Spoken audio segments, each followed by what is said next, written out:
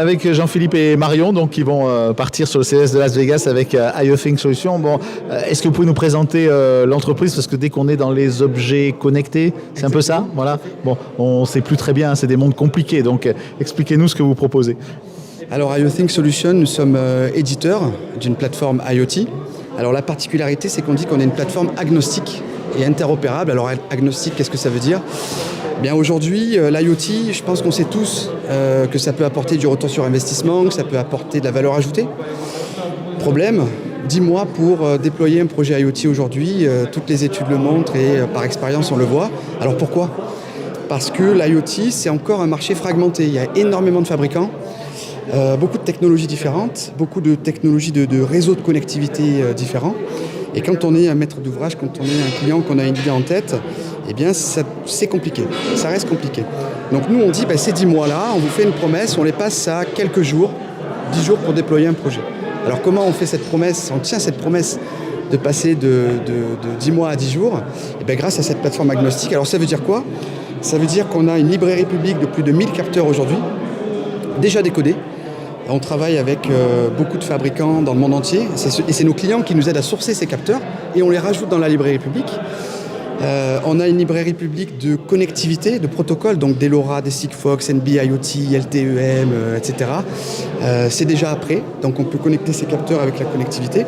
Et au final, on a une librairie publique de cas d'usage, des tableaux de bord, comme on peut voir ici, déjà tout prêt, donc on peut démarrer très vite.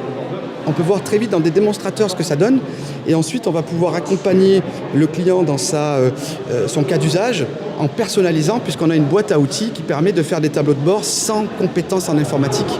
Et en fait en quelques jours on va très vite à créer des tableaux de bord, ce qu'on appelle des dashboards de cas d'usage pour visualiser justement ce cas d'usage. Donc vous faites en fait gagner du temps aux chefs d'entreprise et le temps, c'est une donnée qui évidemment est très importante. Vous allez faire quoi au CES de Las Vegas? Votre objectif c'est quoi, Manon?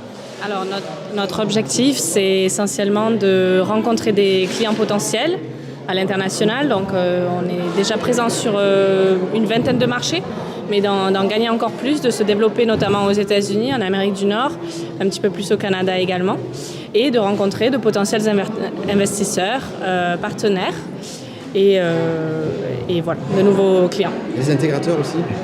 Les intégrateurs, voilà. Parmi les partenaires, les intégrateurs, les facility managers aussi qui travaillent dans le bâtiment, pourquoi pas de nouveaux fabricants de capteurs, de potentiels distributeurs sur de nouveaux marchés et des fournisseurs de services, des prestataires aussi. Et Jean-Philippe, en fait, c'est une activité qui est concurrentielle. Vous avez des concurrents ou vous êtes seul à faire ça? Non, il y a des concurrents et heureusement, ça veut dire qu'il y a un marché et que ce marché est en train de mûrir. Mais aujourd'hui, on a des bons concurrents, il faut le reconnaître. Et aujourd'hui, ce qui fait notre particularité, c'est que pendant que tous ces gens-là, pendant des années, travaillaient à se verticaliser et à se concentrer sur une technologie ou sur des verticaux, nous, on travaillait à s'ouvrir. Et alors il y a quelques années, tout le monde nous disait vous êtes agnostique, vous êtes ouvert, ça ne tiendra pas, vous allez vous casser la figure. Aujourd'hui, tout le monde vient nous voir en nous disant comment on fait pour être agnostique, puisque le client veut finalement des solutions ouvertes. Et ce qu'on va présenter au CES cette année, c'est notre IoT Hub. Pour nous, c'est un terme important. C'est-à-dire que toute cette donnée IoT, maintenant, on l'apporte vers la stratégie.